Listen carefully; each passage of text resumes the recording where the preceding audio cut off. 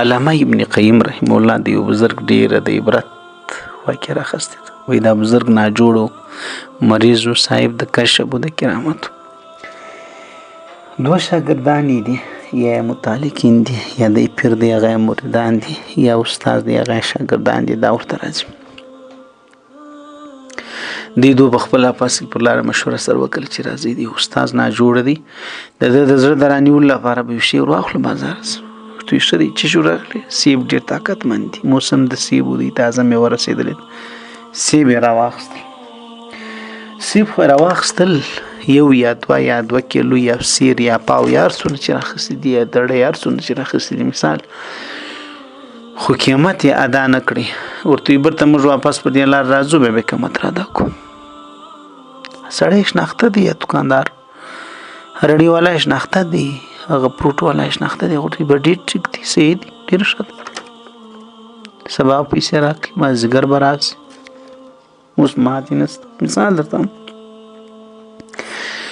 علامه ابن قیم رحم الله فرمایي وایي دغه دوه ملګري چې رالل د دې خپل استاد مجلس ته چې ور داخلیږي په دې کوټه چې ورننوځي په دا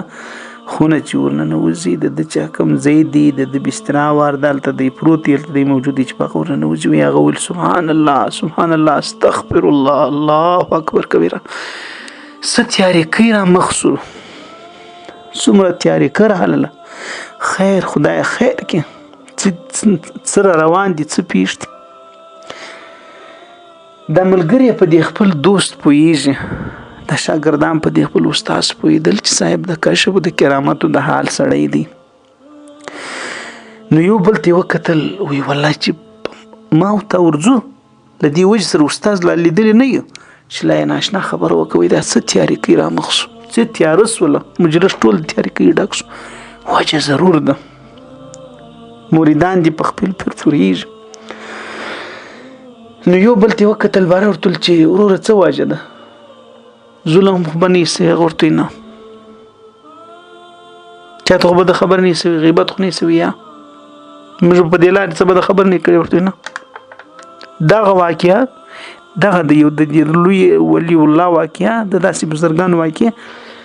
دا د زموږ ستاسو د هغه خلکو لپاره چې په موږ ته کې درواغ د عادت وي په موږ ته کې په ډماري او چلونه د عادت وي د بل حق خوړل د عادت وي د غرنګ بدم سيتوب د بل زیرول د عادت وي او داسې نور کیسې چې په موږ کې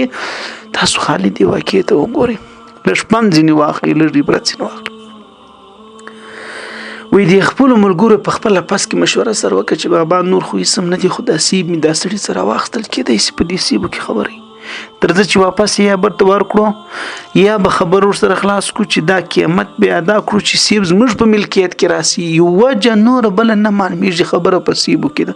وته د ځه واپس رالل د اکوټې صدا زیارت د زې صدا پیرو د مرید د کورڅه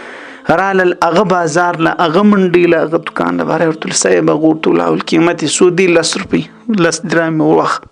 پیسې ورکړل واپس رالل چې بیا ورننوځي. علامه ابن قیم رحم الله فرمایي وي چې بیا ورننوځي وي هغه بزرګ ول سبحان الله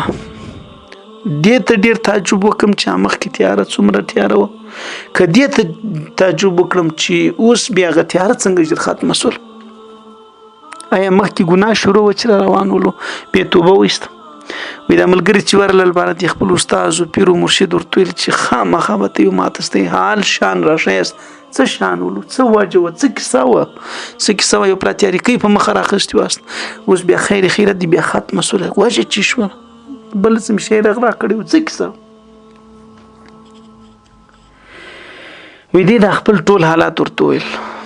چې دا رقم سیب را واخستل دا بار ورتل چې ته په دې پوسوس د تاریخ ولې د سره مالول ورتل نه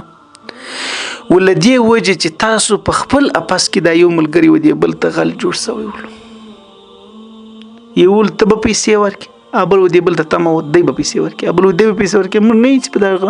ریانو باندې کښینو دا مرشد د ورج دکانو لزو انډوالان یو داس نه خلک نه اماز په مار خلک به کوي